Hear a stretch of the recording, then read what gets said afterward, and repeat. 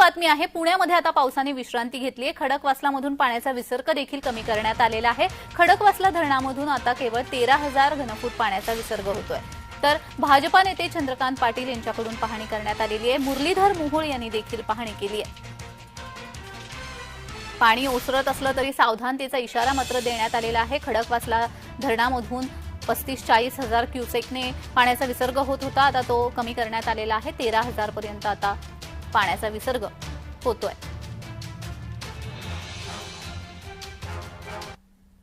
मुंबईतल्या आणि परिसरातल्या काही ठिकाणच्या पिण्याच्या पाण्याच्या 4 महिन्याच्या व्यवस्था एका दिवसाच्या पावसाने झाल्या। याला म्हणतात असाधारण पाऊस पडणं। आता असाधारण पाऊस जो पडतो तो धरण क्षेत्रात जास्त पडतो। धरण क्षेत्र याचा अर्थ धरणाची साईडचा अर्थ काय असतो की जिथे पाऊस जास्त पडतो आणि पाणी जास्त साठेल अशी साईड पकडतात, आणि त्यामुळे धरणाच्या क्षेत्रामध्ये हा असाधारण पाऊस आणखी असाधारण पडला। निश्चितच ह्या सगळ्या गोष्टी पाहिल्यानंतर एक आहे की ही सगळ्यांची इच्छा आहे, मानसिकता आहे। नागरिकांना हा वारंवार त्रास भविष्यात कधी होणार नाही यासाठी याच्यावरती कायमस्वरूपी उपाययोजना केलीच पाहिजे, आणि त्यासाठीच आता ही मीटिंग आहे। पुढच्या काळात एक धोरणात्मक या सगळ्या विषयावरती काम केलं जाणार आहे, आणि पुन्हा पुन्हा हा प्रसंग होणार नाही याची काळजी घेतली जाईल।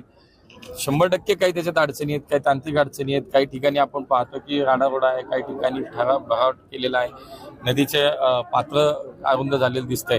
सगळ्या गोष्टी आहेत, आणि मुळात आपण म्हणतो तशी पूररेषा निश्चित करण्याचा एक विषय आहे। सगळ्या गोष्टीचा एकत्रित विचार करून एकदम कायमस्वरूपी या सगळ्या भागामध्ये कधी पाणी पुढच्या काळात येणार नाही यासाठीचं काम करणं आवश्यक आहे, ते आपण करू। या संदर्भात तिथल्या नागरिकांशी बातचीत केलेली आहे आमचे प्रतिनिधी रोहन कदम यांनी। पाहूयात। सोन्यासारखा उभा केलेला संसार एका रात्रीमध्ये खाक झालेला पाहायला मिळतोय।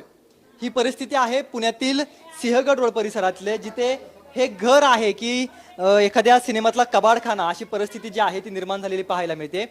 आता काय परिस्थिती आहे म्हणजे तुम्हाला हे सगळं कळालं ज्यावेळेस हे सगळं पाणी आलं आणि कळालं की आपल्याला आता ह्यातून सावरायचं, जीव वाचवायचा की सामान वाचवायचं अशी परिस्थिती निर्माण झाली असेल, नेमकं काय झालं होतं? आम्हाला ज्यावेळेस आम्हाला ज्यावेळेस पाणी आलं त्यावेळेस आम्हाला कळवण्यात आलेलं नाही। अचानक पाणी आलं आणि आम्हाला वेळसुद्धा मिळालेला नाही की आम्हाला म्हणजे झोपेमध्ये रात्री 3 वाजता वगैरे पाणी 6 वाजता 5-6 वाजता वगैरे पाणी सोडण्यात आलं। त्यावेळेस आम्हाला एखादी वस्तू आम्हाला हलवण्यासाठी वेळ मिळालेला नाही। प्रशासनाकडून यांना नेमकी काय मदत मिळते? कारण का प्रत्येकाने अतिशय कष्टाने मेहनतीने उभा केलेला हा सगळा संसार जो आहे तो या पुराच्या पाण्यामुळे उद्ध्वस्त झालेला सध्या तरी पाहायला मिळतोय।